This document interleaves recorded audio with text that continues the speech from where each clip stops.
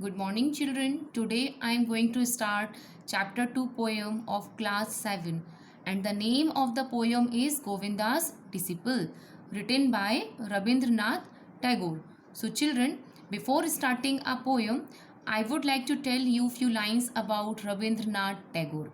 I hope that you all know him, right? So, Rabindranath Tagore was an artist and a philosopher. He composed music, songs, and wrote plays, stories, poems, and novels. The national anthems of India and Bangladesh were composed by him.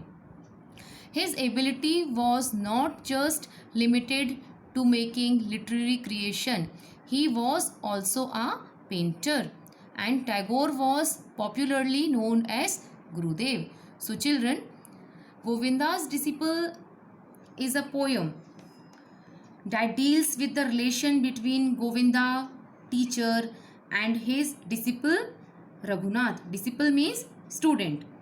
It is a subtle critique of materialism that goes by in the name of spiritual. So children, now let's start the poem. Far below flowed the Ganga. Quick and clear above frowned the jutting bank. Jutting means extending outwards. Hills dark with the woods and scarred with the torrents were gathered around. Torrents means swiftly flowing water. So children, in the beginning lines of the poem, we see the beautiful picture of the nature. The river Ganga can be seen at the distance. It is flowing swiftly and clearly. The bank of the river is lined with jutted rock. Hills are dark with the forest and scarred by the fast flowing water. Govinda the teacher sat on the rock reading scriptures.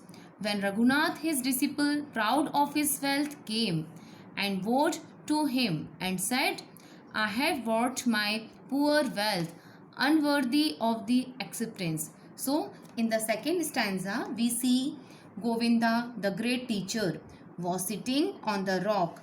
He was reading scriptures. Scripture means book. So there his wealthy, rich disciple Raghunath came to him and bowed his head. After bowing his head, he said, I have brought my poor wealth for you, but I know that this is not worthy. This is not acceptable for you. I know that you will not accept, but still I brought it. So children, what was in the mind of Raghunath?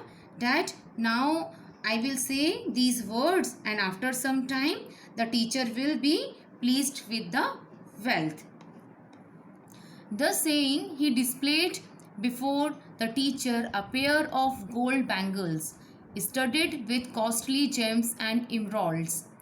The master took up one of them, twiddling it round his finger, and the stones darted shafts of light. So children, by saying this, he offered a pair of golden bangles to his teacher.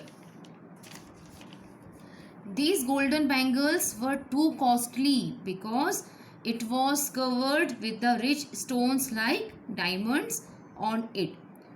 So the master took up one of the bangle and started twirling it round his finger. Suddenly it slipped from his hand and rolled down the bank into the water. Raghunath jumped into the water. The teacher sat his eyes upon his book, and the water held and hid what it stole and ran its way.